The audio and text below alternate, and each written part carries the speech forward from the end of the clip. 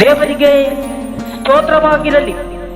ಈ ದಿನದ ದೇವರ ವಾಗ್ದಾನವು 1ನೇ ಪೇತ್ರ 1ನೇ ಅಧ್ಯಾಯ 8ನೇ ವಚನದಲ್ಲಿ, ನೀವು ಆತನನ್ನು ಕಣ್ಣಾರೆ ನೋಡಲಿಲ್ಲವಾದರೂ ಆತನನ್ನು ಪ್ರೀತಿಸುತ್ತೀರಿ. ಆಮೆನ್.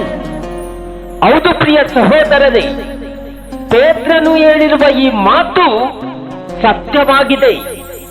ನೀವು ಆತನನ್ನು ಕಣ್ಣಾರೆ ನೋಡಲಿಲ್ಲವಾದರೂ ಆತನನ್ನು ಪ್ರೀತಿಸುತ್ತೀರಿ. ಏಕೆಂದರೆ ಆತನು ದೈವ ಸ್ವರೂಪನು, ನಮ್ಮ ಮಧ್ಯದಲ್ಲಿ ನಡೆದಾಡುವಾತನು.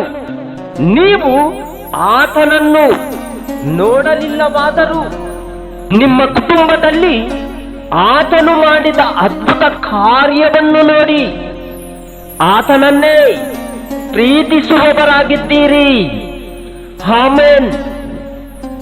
ಹೌದು ಪ್ರಿಯ ದೇವ ಜನರೇ, ಬಂಗಾರಕ್ಕಿಂತ ಅಮೂಲ್ಯವಾಗಿರುವ ನಿಮ್ಮ ನಂಬಿಕೆಯು ಈ ಕಷ್ಟಗಳಿಂದ ಶೋಧಿತವಾಗಿ ಯೇಸು ಕ್ರಿಸ್ತನು ಪ್ರತ್ಯಕ್ಷನಾಗುವಾಗ ನಿಮಗೆ ಕೀರ್ತಿ, ಪ್ರಭಾವ, ಮಾನಗಳನ್ನು ಉಂಟು ಮಾಡುವುದು.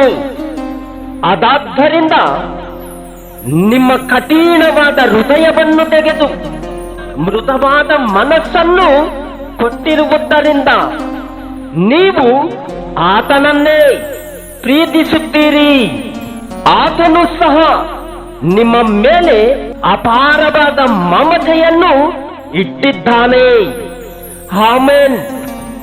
ಪ್ರಿಯ ಸಹೋದರರೇ, ನೀವು ಪಾಪದ ಪಾಲಿಗೆ ಸತ್ತು ನೀತಿವಂತರಾಗಿ ಜೀವಿಸುವಂತೆ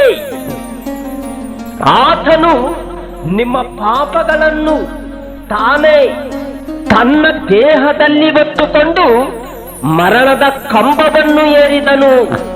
ಅದಕ್ಕೋಸ್ಕರ ನೀವು ಆತನನ್ನು ಎಡಬಿಡದೆ ಹಿಂಬಾಲಿಸಿರಿ. ಏಕೆಂದರೆ ನೀವು ಆತನ ದೇಹವೆಂಬ ರೊಟ್ಟಿಯನ್ನು, ರಕ್ತವೆಂಬ ದ್ರಾಕ್ಷ ರಸವನ್ನು ತಿಂದು ಕುಡಿಯುವುದರಿಂದ ಯೇಸು ಕ್ರಿಸ್ತನ ದೇಹದಲ್ಲಿ ಪಾಲುಗಾರರಾಗಿದ್ದೀರಿ. ಅದಾದ್ದರಿಂದ ಆತನು ಪರಿಶುದ್ಧನಾಗಿರುವುದರಿಂದ ನೀವು ಪರಿಶುದ್ಧರಾಗಿರ್ರಿ. ಆಮೆನ್.